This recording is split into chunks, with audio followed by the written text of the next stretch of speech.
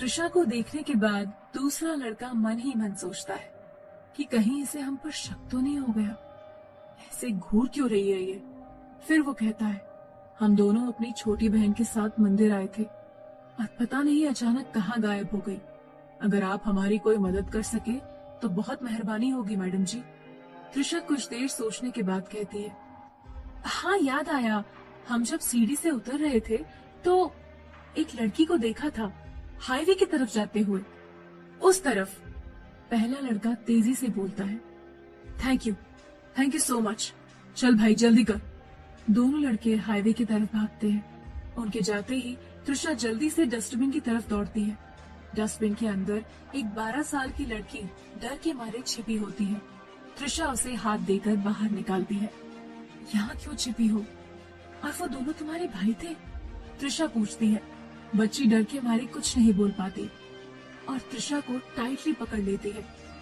अरे क्या हुआ, इतना क्यों डर रही हो? त्रिशा उसे शांत करने की कोशिश करती है, लेकिन बच्ची फिर भी कुछ नहीं कहती। वो दोनों तुम्हारे भाई नहीं थे ना? त्रिशा पूछती है। बच्ची रोते हुए ना में गर्दन हिलाती है। त्रिशा उसके आंसू पोंछते हुए कहती है, अच्छा ये बताओ तुम्हारा नाम क्या है? बच्ची रोते हुए बोलती है, मानवी। त्रिशा मानवी को अपनी गोद में उठाकर प्यार से उसके आंसू पोंछती है। मानवी, कितना प्यारा नाम है। अच्छा अब रोना बंद करो और डरने की जरूरत नहीं है। वो दोनों तो चले गए और हम तुम्हारे साथ हैं। हम तुम्हें कुछ नहीं होने देंगे। अब स्माइल कीजिए। त्रिशा वहीं खड़ी होकर कैब के आने का इंतजार करने लगती है। ये कैब अब तक क्यों नहीं आई? कहीं वो दोनों वापस ना आ जाएं। वो चिंतित होती है। उधर दोनों लड़के कुछ दूर जाकर रुकते हैं। पहला लड़का कहता है, यार हम तो अभी इसी हाईवे से होकर आए थे। दूसरा लड़का तुरंत कहता है, इसका मतलब उस लड़की ने हमसे झूठ कहा। दोनों फिर से मंदिर की तरफ भागते हैं। उन्हें वापस आता देख त्रिशा घबरा जाती है और मानवी को लेकर मंदिर के पीछे छुप जाती है। त्रिशा के वहाँ से हटते ही कैब आ जाती है। ड्राइवर थोड़ी देर वेट करने के बाद विकी को कॉल करता है।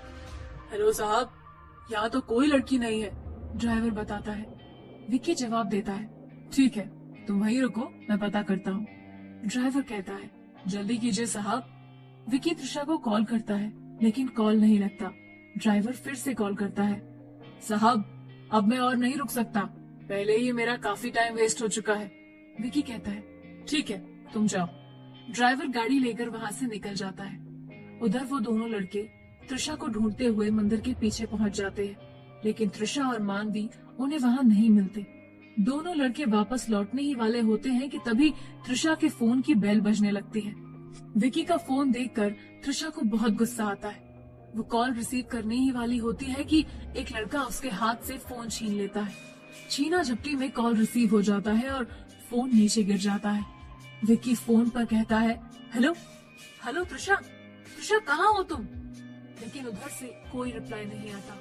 विकी परेशान हो जाता है और कॉल डिस्कनेक्ट करने ही वाला होता है कि तभी उधर से कुछ आवाजें आने लगती हैं।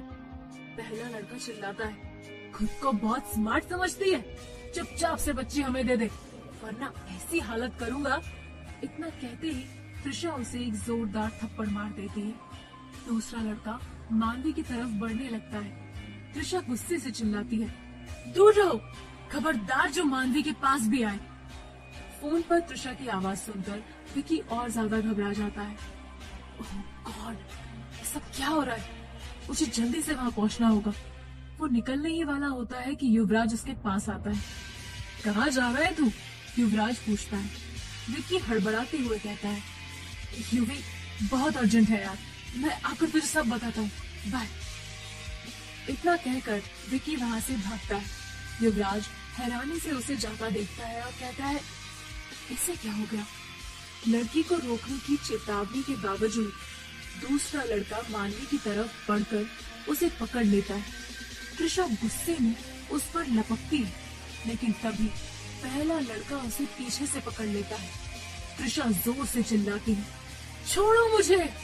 फिर पूरे दम के साथ झटके से खुद को छुड़ाकर एक तगड़ा थप्पड़ उसके गाल पर जड़ देती है।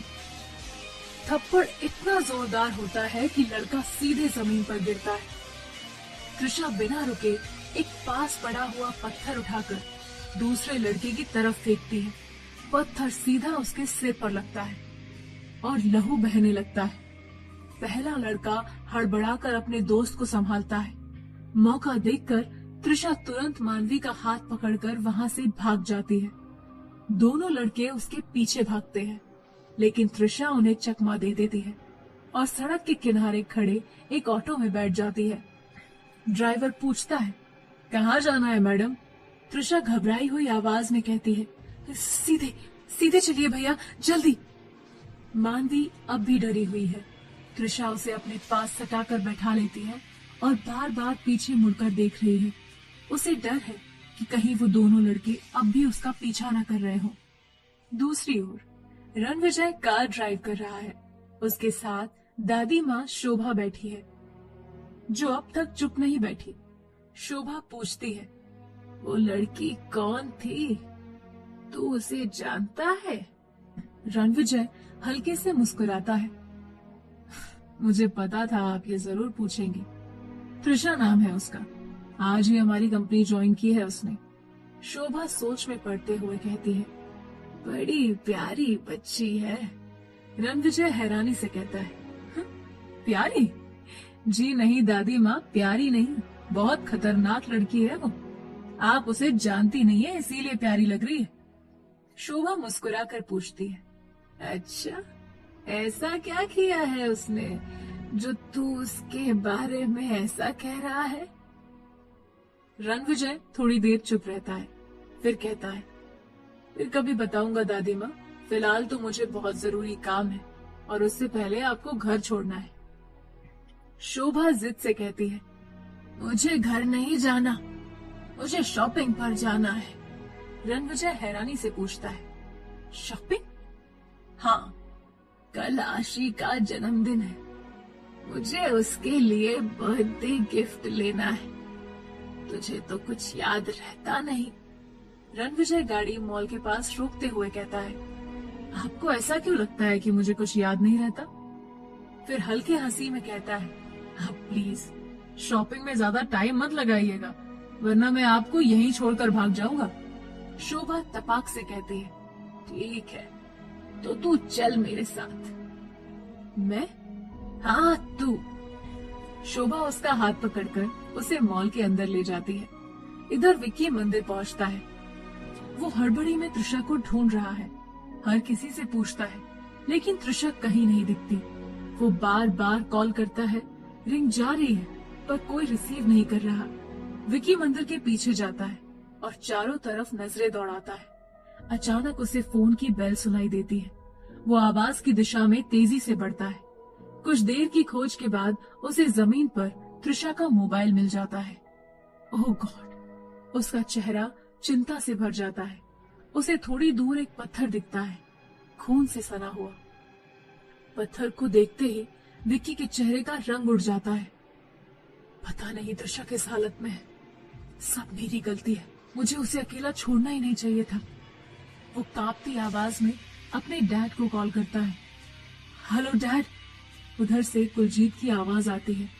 हाँ बोलो विक्की। विक्की कुछ बोल ही नहीं पाता, उसकी आवाज अटक जाती है। कुलजीत परेशान होकर पूछते हैं, क्या हुआ विक्की, तुम ठीक तो हो? विक्की घबरा कर कहता है, मैं ठीक हूँ डैड। तो फिर इतने परेशान क्यों लग रहे हो? विक्की ने घबराए हुए स्वर में कहा। डैड वो तृषा। कुलजीत ने तुरंत पूछा, क्या हुआ तृषा को? तृषा मेरे साथ सिद्धि विनायक आई थी और फिर उसके बाद। विक्की ने गहरी सांस लेते हुए सारी बात अपने डैड को बता दी। सब कुछ जानने के बाद कुलजीत भी बेहद परेशान हो गए। डैड, तृषा कहीं नहीं मिल रही, मुझे बहुत डर लग रहा है। विक्की की आवाज कांप रही थी। कुलजीत ने दिलासा देने की कोशिश की, हो सकता है वो अपने किसी फ्रेंड या रिलेटिव से मिलने गई हो।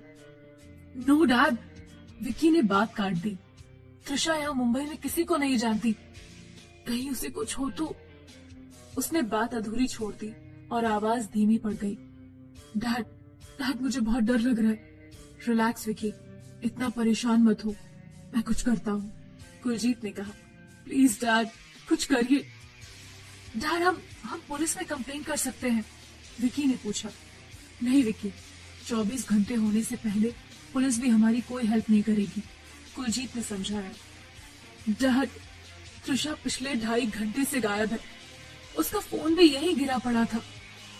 क्या इतना प्रूफ काफी नहीं है पुलिस कंप्लेन के लिए? विकी ने गुस्से में आकर कॉल काट दिया और गाड़ी लेकर त्रिशा को ढूंढने निकल पड़ा। उसे कुछ समझ नहीं आ रहा था कि अब क्या करे। उधर ऑटो में बैठी त्रिशा अब भी परेशान थी। ड्राइवर बार बार पूछ रहा था, मैडम आपको जाना कहाँ है?